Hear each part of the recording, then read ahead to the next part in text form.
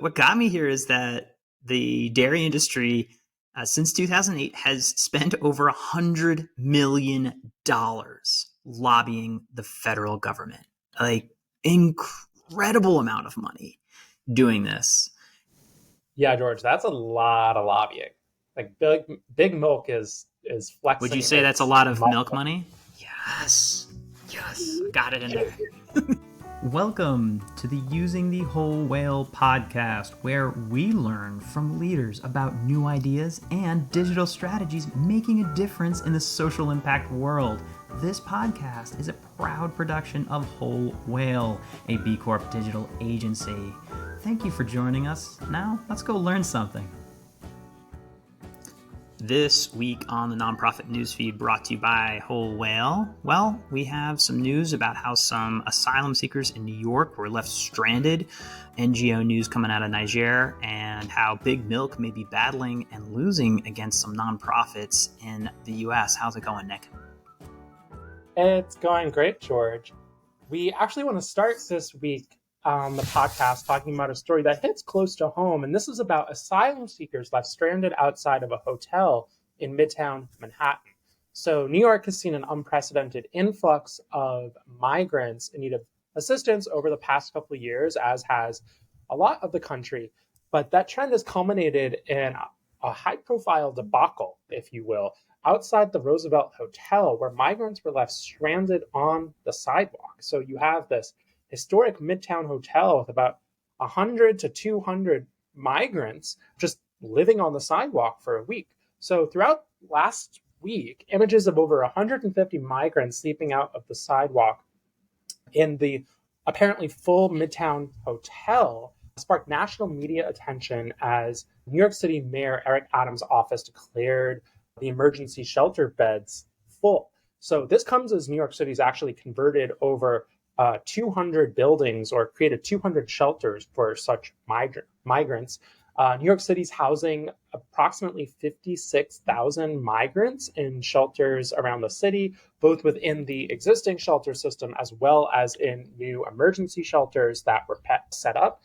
These shelters have endured widely reported poor conditions, but all these migrants, after the city declared them full, suddenly, apparently late at night on Wednesday, were gone, ended up in systems. They seem to have been relocated with the help of faith-based advocacy nonprofits and organizations. And the city says that additional emergency shelters are going to be coming online in McCarran Park, as well as in the Sunset Park neighborhood of Brooklyn, which is in addition to the 200 locations serving migrants. So while those migrants were kind of waiting on the sidewalk, it kind of created a PR media frenzy, as you have all these people just kind of waiting in the middle of Midtown in a way that's really emblematic of the challenges of dealing with the migrant crisis in a humane way. There were lots of local community migrant nonprofits and other advocates giving out food and water throughout the week. But exacerbating this crisis is that New York State, according to New York Governor Kathy Hochul, estimates that there's approximately a housing shortage of approximately 800,000 units. So essentially, this migrant crisis is being exacerbated by the fact that there is not nearly enough housing in the state of New York, let alone the city of New York. Some criticism of the Adams administration has been that the mayor's office used this as something of a publicity stunt to spark media attention to try to get federal funds to the city to help deal with the crisis. Most of these migrants have been integrated into the city system by the city itself. So, George, you have a lot at play here.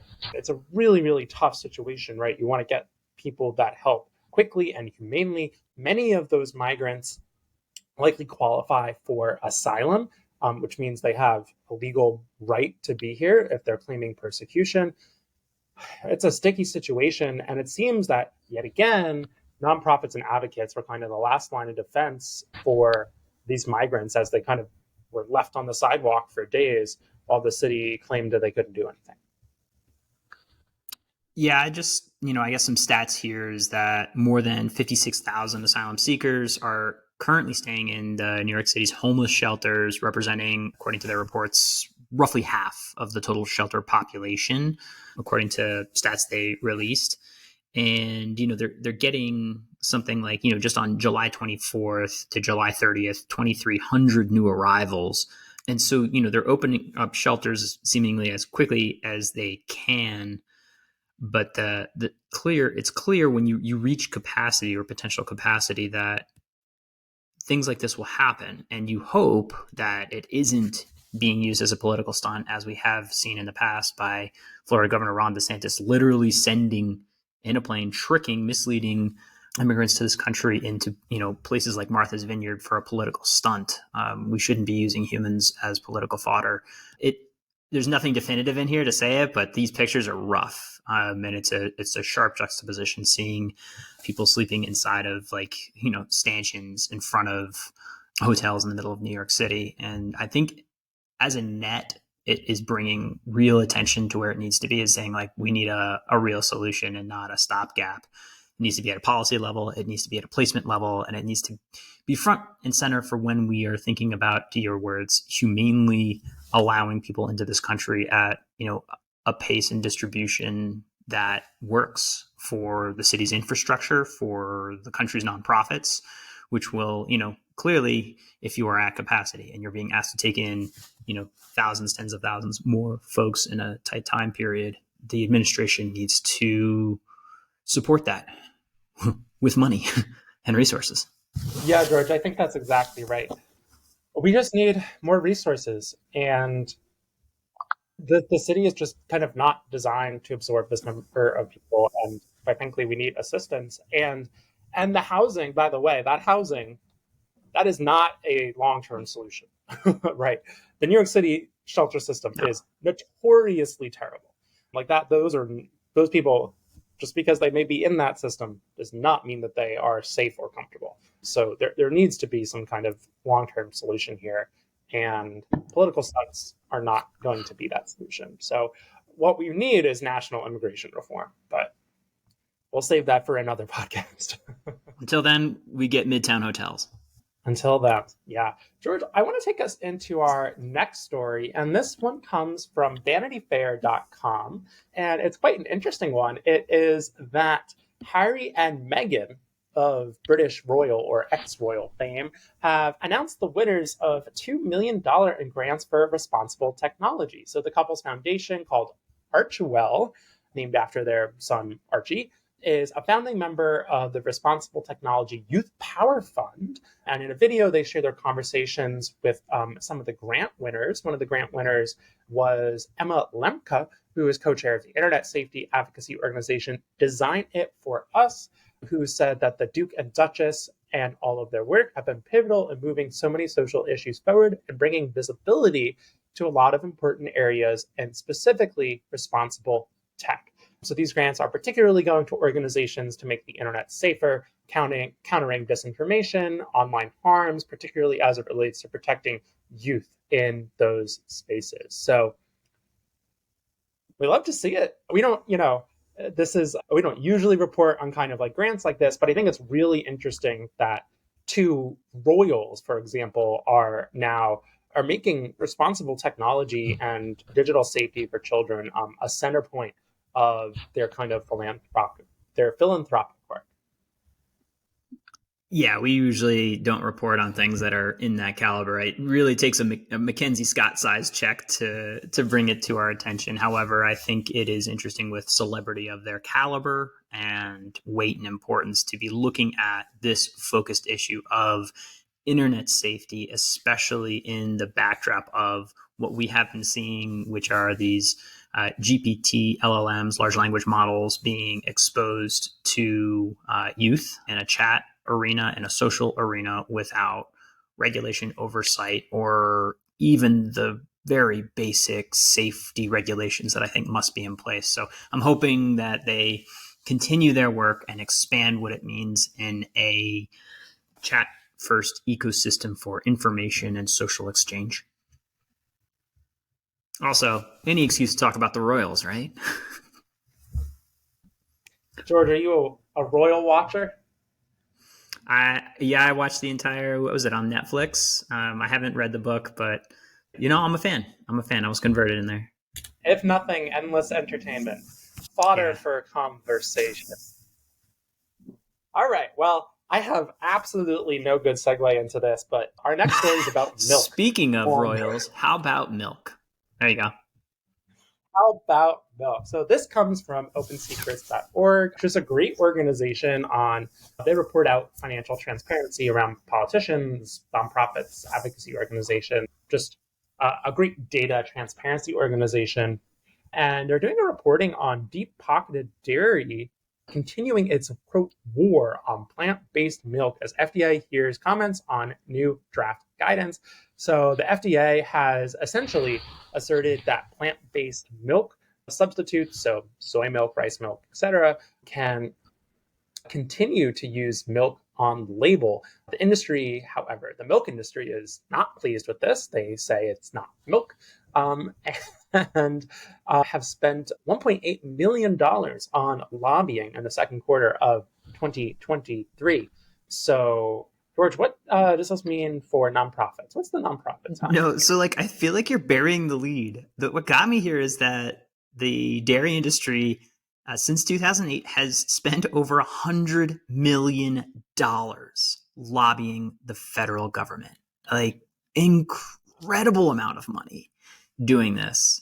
And not to say that there aren't companies on the other side on the, plant-based alternatives, but I think this gets into for nonprofits, alternative options, animal-free, animal cruelty narratives that I think have been long fought against industry farming mechanisms. And so this is a big win to, allow this branding and also remind people that just because you make milk doesn't mean you own the category from an animal.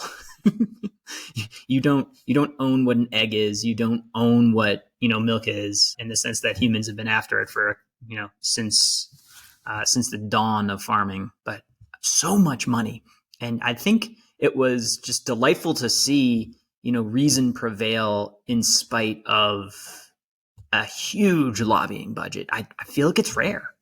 Yeah, George, that's a lot of lobbying. Big milk is flexing. Would you say that's a lot of milk money? Yes, got it in there. the other reason he had to put this in there. There you go. Yeah, no, it's truly. I'm a milk drinker. I was raised on milk, but I also support plant-based alternatives. I'm lactose. So. I'm lactose intolerant, so I'm here for the good works of the Good Food Institute and Plant-Based Foods Association, the nonprofits that were working for plant-based milk products. I'm a oat milk all the way. I feel like I'm big oats. Big oat. Oh, okay. Big oat. All right, we'll have to get big milk in a room. They can fight instead of Musk and Zuckerberg.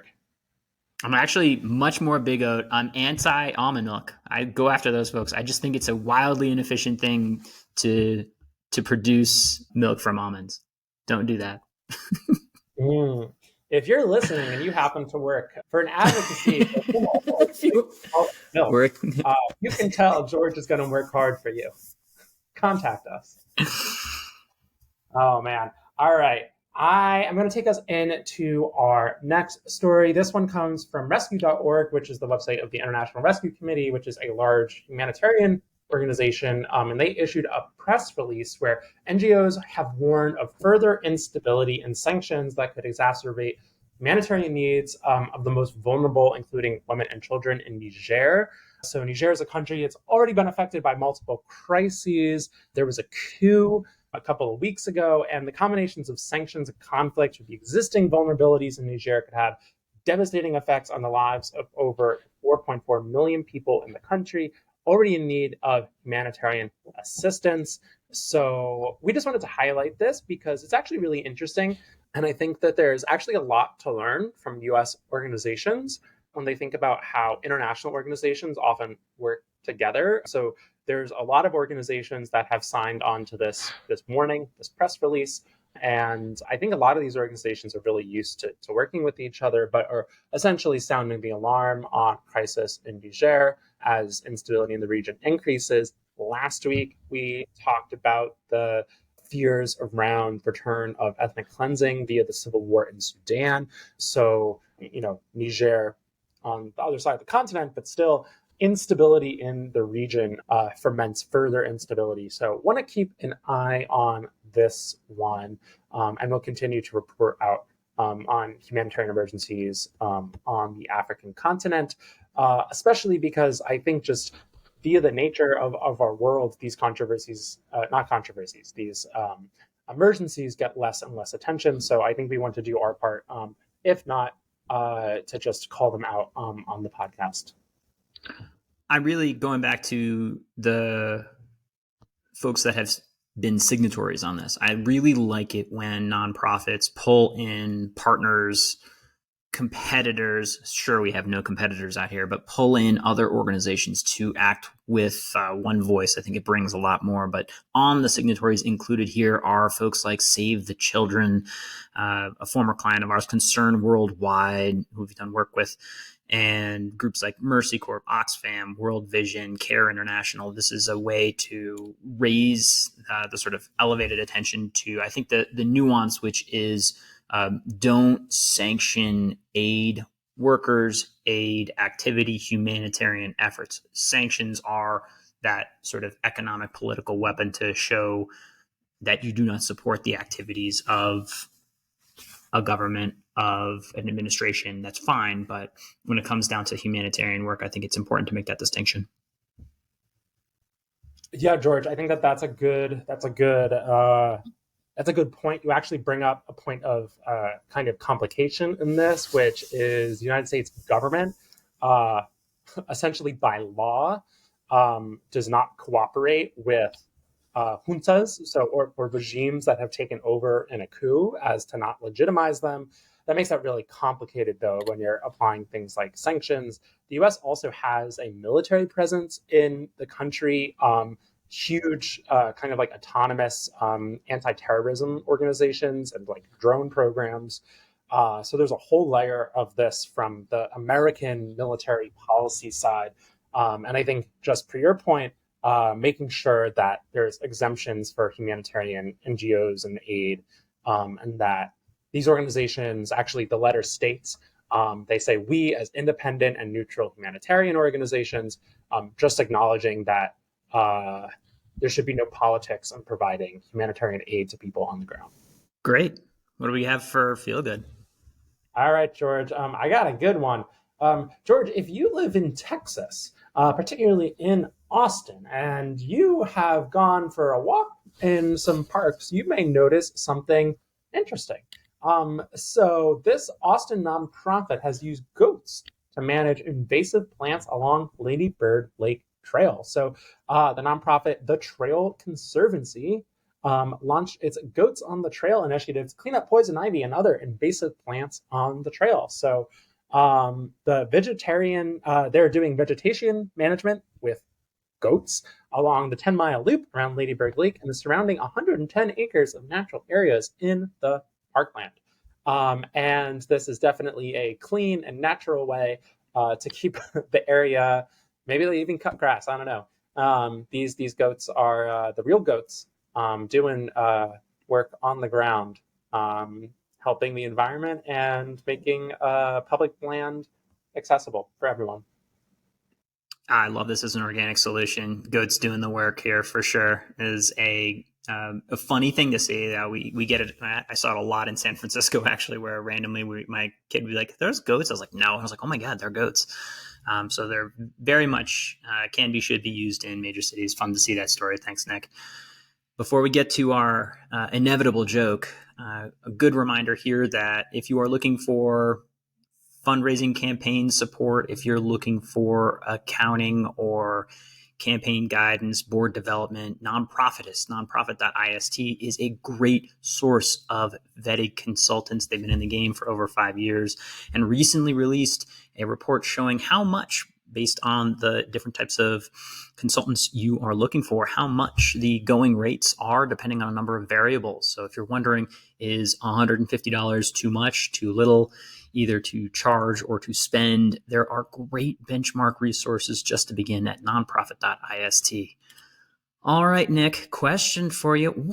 What did Dentists Without Borders give to the Volunteer of the Year? Oh boy. I don't know. They gave a little plaque. A what? A little plaque.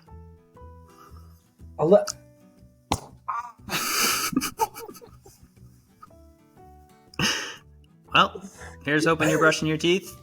Thanks for making it to the end. See you, Nick. See you, George.